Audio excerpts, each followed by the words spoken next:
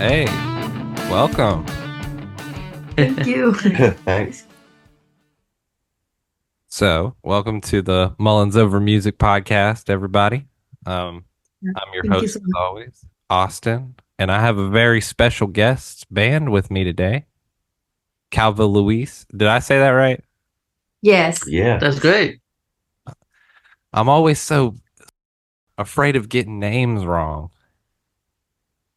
You know? Well, I mean, I think it works regardless. If you're trying to, I don't know, I don't mind the pronunciation. We hear it pronounced differently, and that's okay. Okay. Well, why don't you guys go around and introduce yourselves to the viewers here, and give me a fun fact. I love fun facts. Oh, a fun fact. Well, my name is Jess. I'm the singer and the guitarist. And I also think I'm pretty average good in Unreal Engine. Average, good. You're selling yourself short there. Right. My name's Alizon. I'm a bass player, and I'm French. All right. I'm Ben. I play the drums, and I didn't like eating potatoes until I was about 13 years old. That's pretty fun fact there. What a fun fact. That's super fun. Your favorite potatoes now? What my favorite type, like the Yeah. way they're made. Yeah. I don't know. I really like thick cut fries, or I don't know, like wedges or something. Oh, you're speaking to my heart. Uh, Old Kentucky Fried Chicken here used to have potato wedges, and then they got rid of them, and I've been hurting ever since. Yeah. That's tragic. You know, actually, McDonald's in France has wedges that you can pick as an option instead of fries. And when I first moved to the UK, I remember my first trip to McDonald's, I asked for, and French people call them potatoes. That's how you ask for it. Okay. You've got fries or potatoes in brackets because, and so I went to the counter and asked for potatoes. And they looked at me like, okay. And they just put fries on the thing. Like, I don't know what this guy's on about. But yeah, that's pretty funny. Dang. They don't have potato wedges in the UK. That's No. a real shame. Mm. Oh, well. Potato wedges, you could consider them the slice of life of potatoes. Slice of life. I don't know if KFC do wedges here. I'm not sure if they still do them. They might do. They don't even do chicken right here anymore. Kentucky Fried nothing.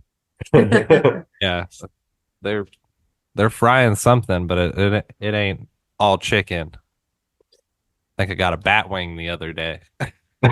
Ooh. Wow. I remember there being a story about this restaurant. I think it was in North Carolina, believe it or not. They were selling bat wings because it was cheaper and marketing it as chicken wings. Wow.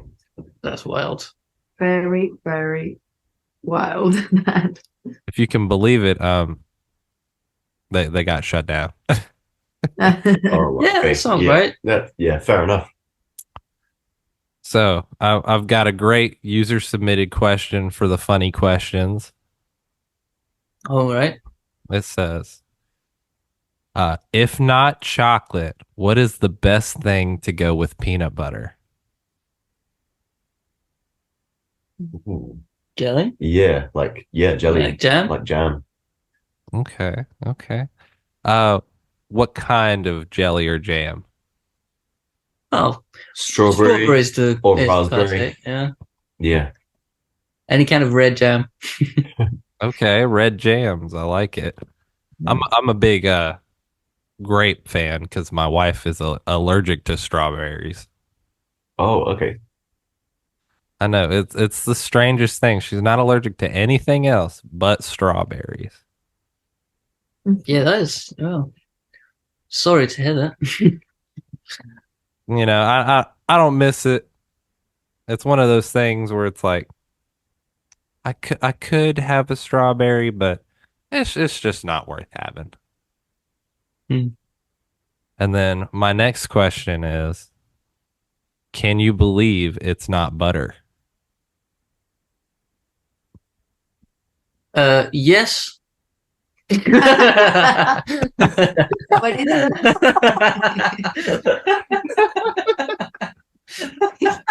What is that? Is that like margarine?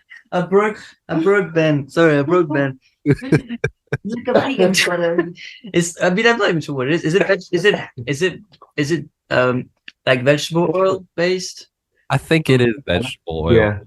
I'm Yeah. not sure it's like a margarine substitute. Yeah. Like, To me, all yeah. tastes the same. Does that answer Yeah. your question though? I think it does. Yeah. That was a great answer. Uh, I'm gonna be reeling over that one for a little bit. I'm gonna capture that small section of audio and just replay it for like an hour after I get done. Nice. Okay, one last question because this one is a good question. Do you think Doctor Who has gone too far or not far enough? Not far enough. Yeah, definitely not far enough. Okay, why is that? Because I mean, I think that's the whole point. Like, there shouldn't be any boundaries to the show. Yeah. Like if there's an infinite amount of potential timelines, then the possibilities should match that. So, you know, yeah, many more places for him to explore and enemies for him to defeat. You know what? I agree with that. And I mean they're expanding. They're now on Magic the Gathering cards. Oh wow. Well, what isn't? Um, that's fair. I mean, they've got Final Fantasy and Lord of the Rings already. Exactly, yeah. I think Plus, I mean, they've been doing like funny additions every now and then for a while. Yeah. yeah. Okay. Well, thank you for answering those questions. You provided some great answers there. So we'll get into the more serious questions, but I may throw you a curveball and throw a random question in there that you won't expect. Ready? Okay. So obviously the easiest question on my list of questions is how did you guys meet? How did the band get started? Well, so Jess moved from Venezuela to France when she was 16 because she wanted to go to the UK and get closer to the UK, and because her dad's French, it was easier to move to France because obviously she spoke French already. And she ended up in my school, and we met at school in like a little Yeah, but I chose the school. Hogwarts type school. Yeah. So, I mean, yeah, I don't know how much details we should get into, but so we met since 16, and then we started playing music together pretty quickly. And then, a few years after, she was like, "I'm gonna go to London," and I was like, "Yeah, cool, I'll go." And then we moved to London together, and we started playing sort of little open mics, little things, because we didn't know anybody. I couldn't even speak English. Um, and then on this little small London scene, we met Ben, who was playing with another band, and we became friends and invited him to play on some demos we were doing at the time. And that's how we started playing together. Yeah. And I think that's it. the rest is history. And what a great history it is. Um, That's a cool, neat little story. I like it. Yeah. Yeah. Uh, when did you start learning English? Because it's fantastic. Thanks. Well, I mean, straight away, No, like when no, say well, the truth. I started learning straight away, but I couldn't speak for a while. Like Okay. when we met, Ben and I, we couldn't speak. Yeah, We couldn't communicate. yeah. You, Like I couldn't speak with Alizon at first, and then slowly we just Yeah. Yeah. also you need to tell how you started learning English because of So the job. yeah. So when we moved, I had to get a job to pay the rent at first. And so I found the sort of flat pack building furniture job where I was sort of custom fitting flat pack furniture in places. And I had to travel around London, going to people's places and fitting the furniture. And I had to call them before going there to make to organize, to schedule every day. So I had to call like several people every day to organize the next And they were days. mostly Scottish. And yeah, and because London is so multicultural, I ended up talking on the phone with people from everywhere with all sorts of accents, like yes, like British accent, like Scottish, Irish, but from everywhere else in the world. And so it was really difficult for me. So I wrote little scripts so I knew what to say. But sometimes I had to ask them to repeat like 4 times. I felt so This is bad. actually a script. Yeah, I know. Yeah. So yeah, that's what pushed me to learn faster in a way, to like sort of get by. Well, that's cool, man. I work at Amazon in the warehouse, so I know all about packing stuff. Yeah. Or rather, right now I'm unpacking stuff for my job. Oh, really? Yeah, I got a lot of stuff to throw inside of a giant robot. Wow. I I would take pictures, but NDAs and all that. Obviously. Yeah, fair enough. But if you go look on Reddit, I'm sure you'll see it. Oh yeah, for sure. Okay. Neat. Okay, so next question is where did the name Calva Louise come from? So it comes from a play. So Calva means bold in Spanish. And so it comes from a play by a French-Romanian playwright called Eugene Ionesco. And the play is called The Bold Soprano. And it's a play about the absurdity of language and communication. And so when we started playing together, because we all have a different mother tongue, and like I said, Ben and I couldn't even speak at first. Communication was a big challenge, and we had some fun moments in the practice room, just trying to understand each other. And so that reminded us of that play in a way that Jess and I studied at school. And yeah, that's the inspiration for it. That's cool. So okay, so the play in Spanish is called La Cantante Calva. Is that it? That's saying right? Yeah. So that's why Calva Louise. Okay. I dig it. That's really cool. So, next question is, and this is the important question. How did each of you get into music and how has your music like how did you take me back to when you guys were young kids and how has your music taste evolved from first getting into music to now? Should I go first? Yeah. All right. So for me, it was kind of, I was probably about 10 years old, and it was on the school bus, right? So every day going to school, I had like a 50-minute school bus ride.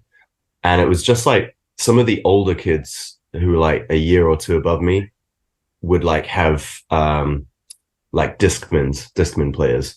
And they would just have like burnt CDs of different artists and stuff. So there was a lot of that being shared around. And if you're lucky, you got to sit next to one of them, and then you would share one of the earbuds. You'd have one pair of earphones, and you'd take a bud each.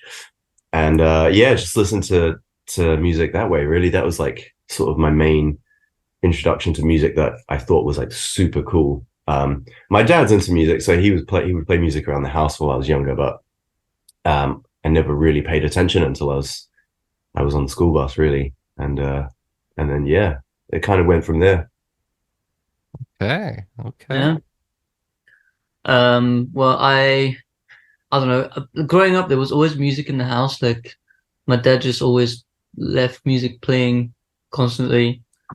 So I grew up listening to The Police and Pink Floyd and The Who and bands like that, just playing in the house. And then my parents really wanted me to learn an instrument growing up, so they took me to see loads of classes at the local music school to pick an instrument, which I'm very grateful for. And then I started learning cello when I was young, so I started like the classic way, and then later on picked up guitar and then bass when I met Jess.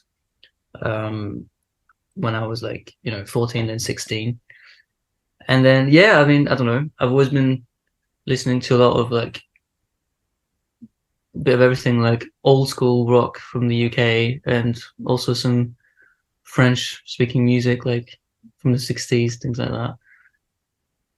Okay. I like it.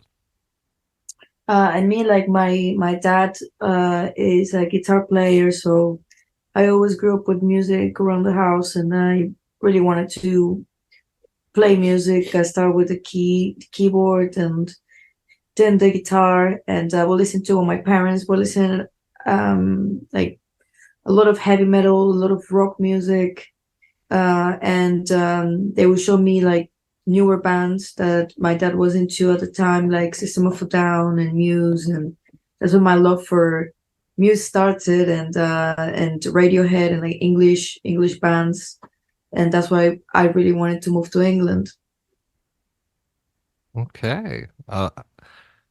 They're so I like the stories because they're very similar yet unique to each of you as well, and that makes it pretty special. Hmm. Mine's not as interesting. I started with Guitar Hero. Nice. That's good. That's cool. Yeah, played Guitar Hero on the PlayStation 2 when I was young, and that's how it develops my music taste. Mm. Solid, Cool. solid. I mean, can't go wrong with. It's really fun. Yeah, exactly. We have a friend who's like a genius at Guitar Hero. It's so wild, like skill. Through the fire and the flames on expert difficulty. I don't know how these streamers do that. You know, you see them on there, Yeah. it's like through the fire and the flames, 500 times speed, and they're just. I'm like, I can't understand how you're seeing those colors, and sometimes they have it all the same color too. Well, they just learn the patterns, don't they? It's Yeah. like it gets to the point where you're just learning the whole thing by heart. Yeah. You don't even need to watch the screen. Muscle memory, isn't Yeah. Yeah. Okay. Well, you mentioned keyboard, and I got to talk about the sliding keyboard. Mhm. How did that how'd that all come about? Because it's it's really So cool. yeah. So so for the mixtape, for the songs on the mixtape, Jess started writing this, amazing piano parts, and so she was like, I really want to play them live because they're really important to the songs. And but the problem with playing piano live is that it's a very big, very fixed object on the stage. So if you set up a piano, you're stuck behind it in a way. And having it on the side is not really an option either because you need a second microphone, and that introduced a lot of problems as well because stage noise, because more channels. It's a bit of a nightmare. So we were brainstorming for a while, trying to come up with a solution that would allow Jess to play piano, but would not be a problem. Like, would not cut her off from the audience. And then I think we came up with the slide idea kind of at the same time, which is kind of like because I was like, I built something not exactly the same, but like some sliding things for Bobby from I don't know, Bobby Wolfgang is, I don't know, I need to introduce him as well, but from formerly Strange Bones, and so we thought about the sliding thing. So we're like, it needs to slide away, and then I just got to work on designing a stand that could work doing that. So it's very, very DIY, but it does the job. It looks very professional, in my opinion. It's Yeah. Thank you. I watched the TikTok where you guys where it gets slid over in the middle of the song. Mm-hmm. I probably watched that at least 10 or 15 times. Nice. Well, yeah, it's fun. It just actually adds like sort of nice dynamic element, you know. So yeah, it works well. It's still, there's still things to improve about it, but yeah, pretty happy with it. That's the thing with everything. There's always room for improvement.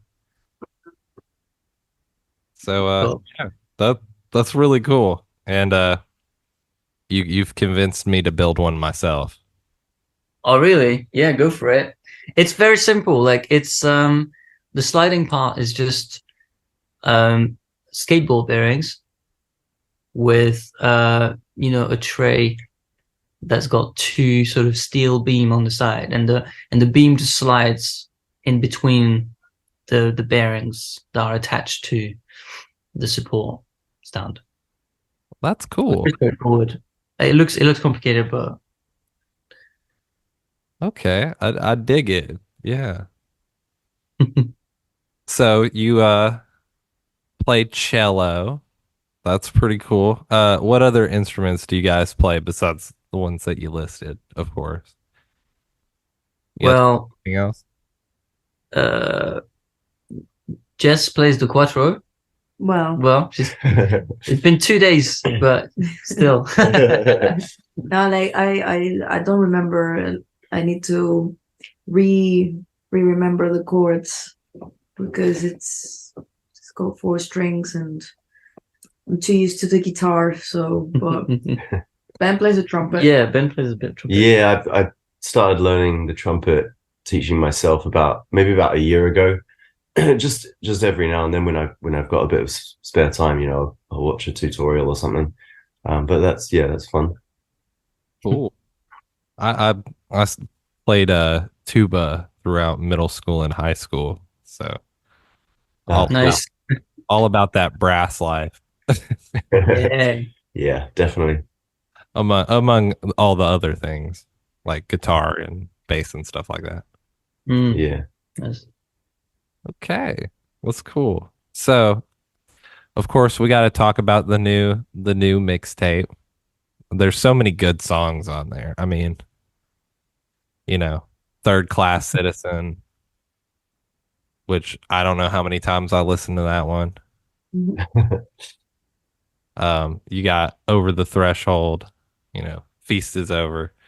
Talk me through sort of the writing process for that. Like, how does a Calva Louise song get written? Well, so Jess will Good question. write demos that include like all the elements of the song, guitar, keys, synth. She'll program drums and simple bass lines as well to it, and then send it to us, to Ben and Alizon. I don't know, I'm taking to us on the third person. Yeah, that's weird. About yourself. That's weird. It's to me and Ben. I'm conscious this is audio, so I'm like, this is what I'm talking about. Yeah, cool.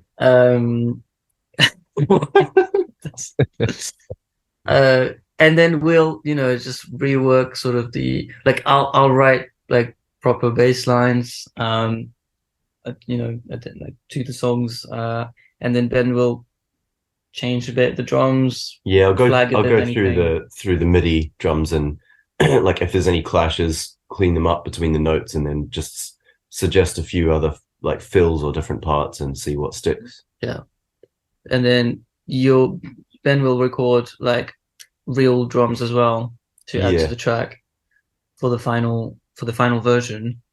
I'll record like proper like real bass as well, and then send it back to Jess, and then Jess will add the finishing touches.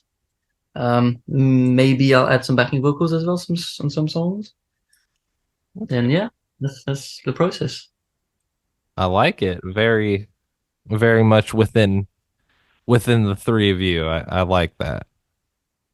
Yeah, yeah. And for the mixtape, we've been working with a producer that sort of same. He's added like little touches to the songs, in terms of just changing a little bit. Production arrangement. Yeah, like production arrangement, and then he's mixed and mastered it. So that was the whole process for the mixtape. Well, it's a great mixtape, and I know I'll definitely be listening to it. It's up there on my top albums of the year. Oh, Oh, nice. thank you. No problem. Of course. So, what is your favorite song that you guys have written and least favorite? Gotta throw in the best in the least. Hmm. It is I a think tough question, it right? keeps changing. It keeps changing, yeah. Yeah, it keeps changing. Do you mean specifically from this mixtape? Yeah, let's go specifically from the mixtape. I think for me at the moment, my favorite's Over the Threshold. It's a good one. Yeah. Yeah. Well, Jess writes the songs. We don't write together. Okay. But my favorite one's probably Con Corazon from the mixtape at the moment. And then the new favorite one is Unreleased. Okay. Well, I'll be excited to hear that when it comes out. Mm. I like them all. I know it's pretty hard to choose one favorite. I know. I think for me, I don't have favorite or not favorite because they're all little pieces of my little heart. So I don't even I think maybe favorite to play, maybe that'll be more like for me when we play live. What I feel like that sometimes changes as well. I would like to play Third Class Citizen. I was super like hyped to be playing live, but now I think Con Corazon is super nice to play live as well.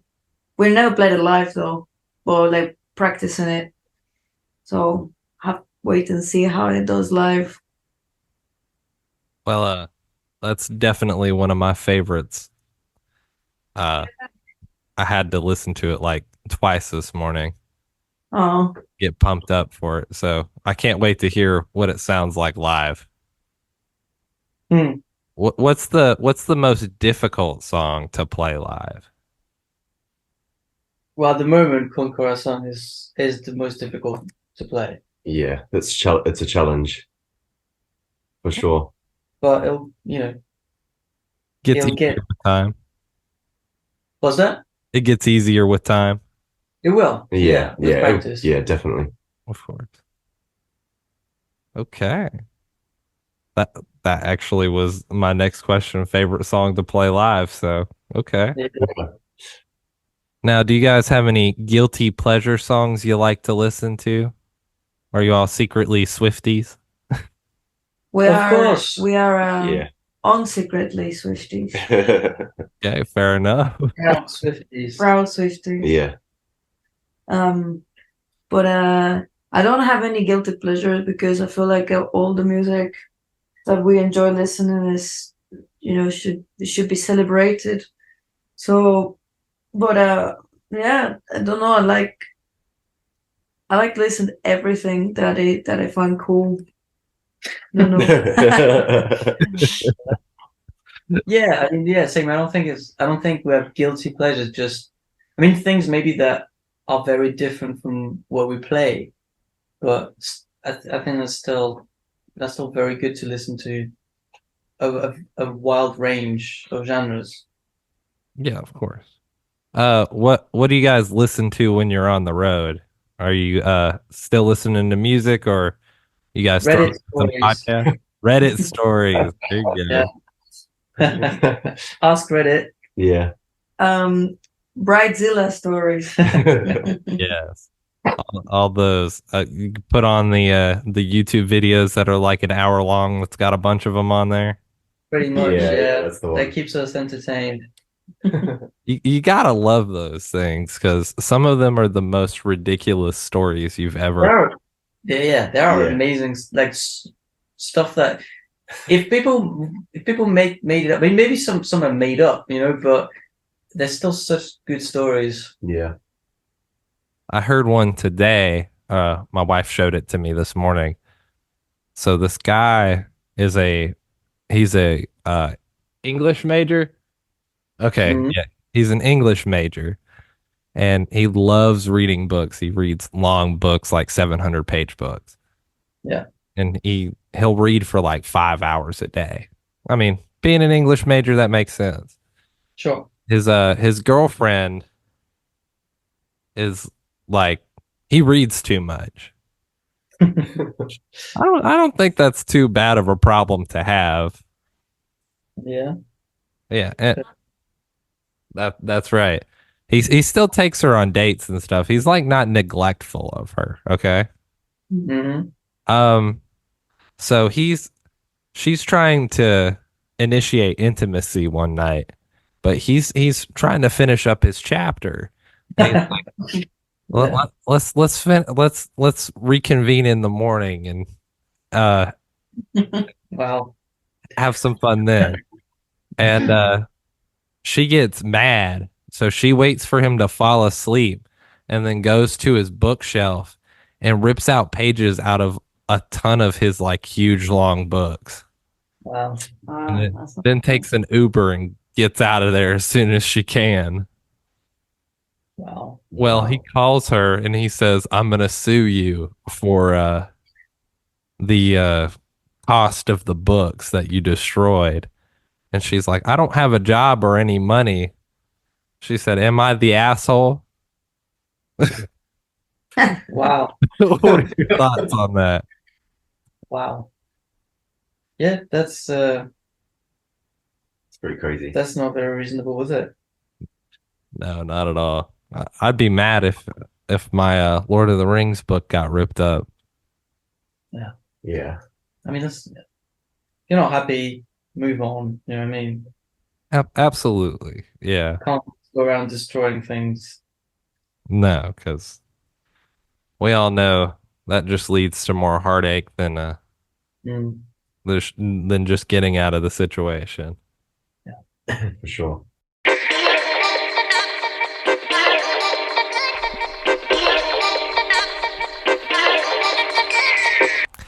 Hey guys, sorry to cut things short. This is going to be just a short mini episode, as the rest of the podcast got cut short due to technical difficulties on my end. Calva Louise will be coming back, but in the meantime, enjoy this short little mini episode during the week. As always, the video is edited, produced, hosted by me, Austin Mullins. And you can find Calva Louise on Instagram, Facebook, YouTube, Spotify, all that jazz. Anywhere you can find music. Their new mixtape is out, so go ahead and stream that. Go stream their new mixtape called Over the Threshold. Came out just about a month ago now. A little over a month ago, a little under a month ago. And here's the song Over the Threshold by Calva Louise.